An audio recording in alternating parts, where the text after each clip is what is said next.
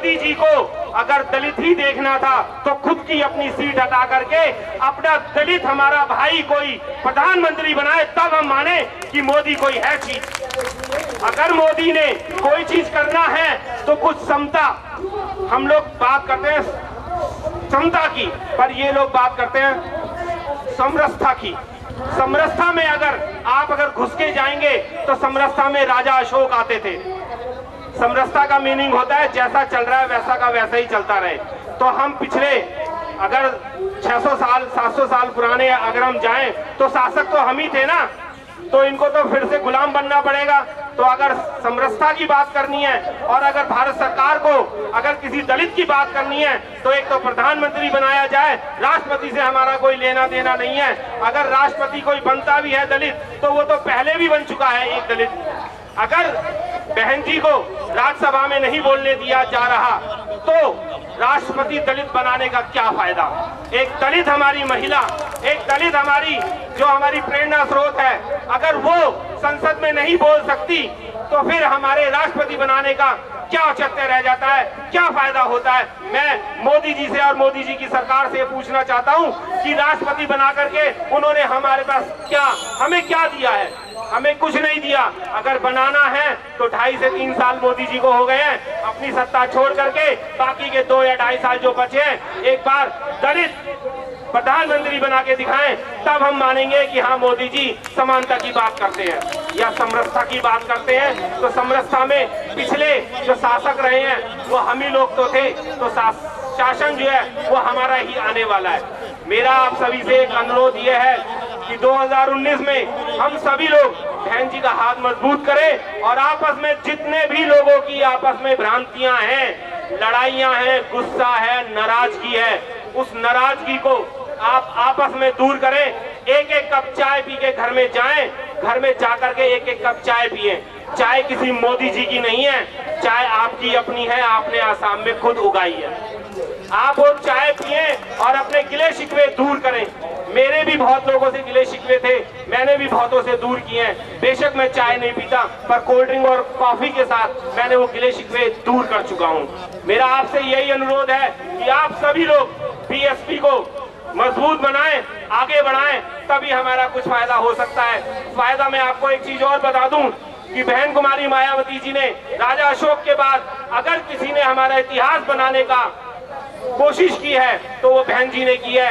इससे पहले कांग्रेस आई, सपा आई और बीजेपी आई, किसी ने हमारी एक मूर्ति नहीं लगने दी। आज बहन जी ने हमारा इतना बड़ा इतिहास बना दिया कि आपके आने वाले जितनी भी पीढ़ियां आएंगी, हजारों पीढ़ियां जो आएंगी, वो आज आपका इतिहास जानेंगी कि हाँ एक बहुजन समाज था हमारा, और ये हम लोग उस चीज के गवाह रहेंगे कि हम लोगों का इतिहास में नाम होगा कि हाँ हम उस टाइम के लोग हैं जिस टाइम पे ये चीज सारी, ये इमारतें, ये कॉलेज, ये यूनिवर्सिटी और ये मूर्तियां लगाई गई थी। मेरा आपसे पुनः यही आग्रह है कि आप लोग सभी लोग एक हो जाएं। अगर हम एक हो जाएंगे तो किसी मनुवाद की हमें जरूरत नहीं है कि वो 600 साल लगा दे, 900 साल लगा दे। अभी प्रोफेसर साहब कह रहे थे कि 90 साल का मोदी का ये प्लान था, 90 साल बाद वो यहाँ आया है। अरे आप अपने आप को देख लीजिए, 6500 साल से हम लोग दबे कुचले थे। हम लोगों को आज बाबा साहब ने कहाँ लाके कर दिया खड़ा, साहब काशीराम साहब ने कहाँ लाके खड़ा कर दिया, बहन कुमारी मायावती जी ने हमें कहाँ लाके खड़ा कर दिया। सिर्फ क्यों? क्योंकि हम मुट्ठी भर लोग कुछ एकजुट हुए थे। और अगर हम सारे एकजुट हो जाएंगे तो इस भारत पे तो शासन हमारा ही होगा। निगम क्या, पार्षद क्या, किसी भी तरीके से एमपी एमएलए जो भी हो, सब हम ही लोग होंगे। प्रधानमंत्री, राष्ट्रपति हमारा खुद का होगा, हमें किसी से मांगने की जरूरत नहीं पड़ेगी। दोस्तों एक बार पुनः फिर से कहता हूँ, सब लोग एक हो जाइए, एक होके रहिए। जय भीम, नमो बुद्धाय। सभी को मेरा क्रांतिकारी जय भीम। वैसे तो मैं कोई वक्ता नहीं हूँ, अपने गाने के माध्यम से बहन जी के काफ़ी गाने हमने गाए हैं, बाबा साहब के मिशन के, और हमारे समस्त महापुरुषों की वाणियों को हम अपने संगीत के माध्यम से लोगों के बीच में जा जाके, गांव हो या शहर, वहाँ रख रहे हैं। और जिस तरीके से राज्यसभा में बहन जी को उनकी आवाज दबाने की कोशिश की गई, तो हम आज उनके समर्थन में यहाँ पे आप सभी के साथ एकजुट हुए हैं और अपनी एकता का ये प्रदर्शन, ताकि केंद्र में बैठी सरकार को यह पता लगे कि हमारी नेता जो बहन मायावती जी हैं, उनकी आवाज दबाने का जो नतीजा है, अगर इसी तरीके से चलता रहा तो हमारे दबे कुचले समाज की जो आवाज उठाने वाले नेता हैं, तो हम चुप नहीं बैठेंगे और सड़कों पर निकलेंगे। और हमारे सभी युवा वर्ग जितने भी आज यहाँ पे इकट्ठे हुए हैं और जो भी आज फेसबुक के माध्यम से भी जो लाइव चल रहा है लोग देख रहे हैं, अभी सुबह मॉर्निंग में 2 कार्यक्रमों से हम लोग होके आए हैं, तो रास्ते में देख रहे थे लाइव चल रहा है पूरे प्रोग्राम फेसबुक पे। तो ये पूरे देश में क्या पूरे दुनिया में यहाँ से ये संदेश जा रहा है जंतर मंतर से। तो मैं बधाई देता हूँ आप सभी को, जितने भी यहाँ पे हमारे ऑर्गेनाइजर हैं उन सभी को, और आप सभी को धन्यवाद देता हूँ।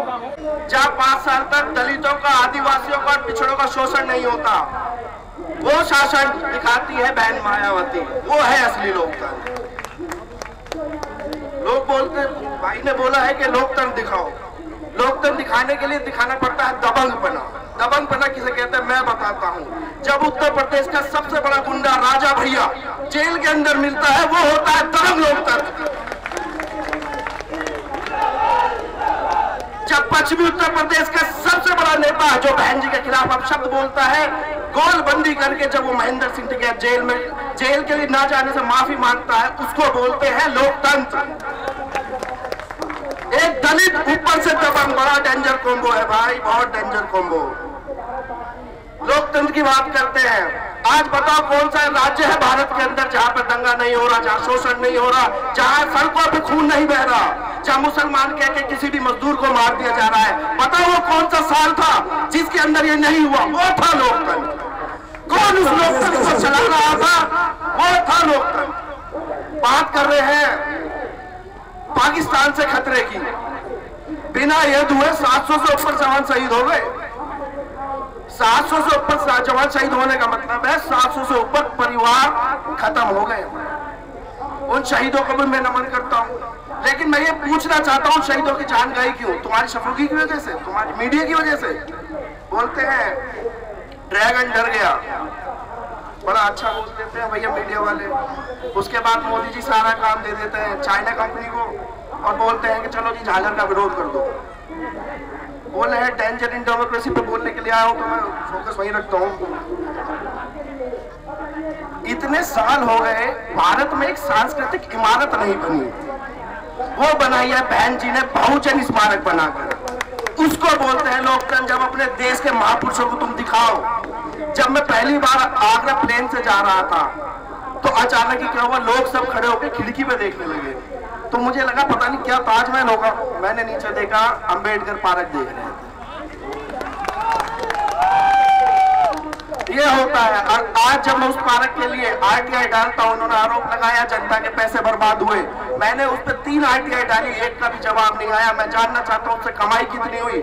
आज मैं भारत के लोकतंत्र के सबसे बड़े नेता जो मोदी जी बनते हैं, आज मैं उनसे पूछना चाहता हूं, बताओ उस पार्कों से अब तक कितनी कमाई हुई है, जिसका अभी तक किसी ने कोई विवरण नहीं दिया। Danger in democracy. आजकल एक बड़ा ही अच्छा साहब को दलितों का नेता बनना है। कन्हैया कुमार पांडे, मोदी जी, योगी जी, ये सब के सब दलितों के नेता बनना है। बहन जी नहीं है बस। बहन जी जो है बोलते हैं कि बहन जी दलित नहीं, दलितों का शोषण करा रही है। जरा एक बार वो पूरा डाटा निकालो, जिस 5 साल में बहन जी ने राज करा, दलित शोषण करने वाले और उनको सजा देने वालों की संख्या कितनी थी, और तुम्हारे राज्य में दलितों का शोषण कितना हुआ और सजा जिनको मिली है, जरा उनको एक को भी जेल में दिखा दो तो मैं आज आपके पक्ष में खड़ा हो जाऊंगा। सहारनपुर में इतनी बड़ी घटना हुई, इतने सारे बैठे थे दलित नेता, बीजेपी से, कांग्रेस से, क्या किसी में भी दम नहीं था आवाज उठाने का? सदन में छोड़ो, सपनों में इन्होंने आवाज नहीं उठाई होगी सहारनपुर के दलितों के लिए। एक अकेली शेरनी धारी है जिसने अपनी लोगों पे जब ना सुनने की बात आई तो उसने इस्तीफा तक दिला। आज तक भारतीय इतिहास में किसी ने दिया? बाबा साहब के अलावा तो गिना दो। आज बहन जी से धन्यवाद पूरी बीजेपी को देना चाहिए कि उन्होंने संयम रखते हुए बाबा साहब के पच्चीनों पर चलने की कोशिश करी। कहीं काशीराम चुन लेती तो जान बचानी भारी पड़ जाती। आज आपको एक इंसिडेंट काशीराम साहब का याद दिला देता हूँ। जब पहली बार सरकार बनी मान्यवर काशीराम की, वो सदन के अंदर गए और तब कुछ गुंडों ने अपने जय श्री राम के नारे लगा के माइक तोड़ना, मेज तोड़ना, सब कुछ शुरू करा। तो काशीराम बोलते रहे मैं जीतने के बाद भी नहीं बोल पा रहा। जब वो नहीं बोल पाए, उन्होंने अपने सभी विधायकों से बोला माइक उठाओ और इन गुंडों को तोड़ दो। 10 मिनट के अंदर सदन में सन्नाटा था। ये था काशीराम और ये है उनकी बेटी बहन मायावती। इसी के साथ मैं अपनी बात समाप्त करता हूं। जय भीम, जय भारत।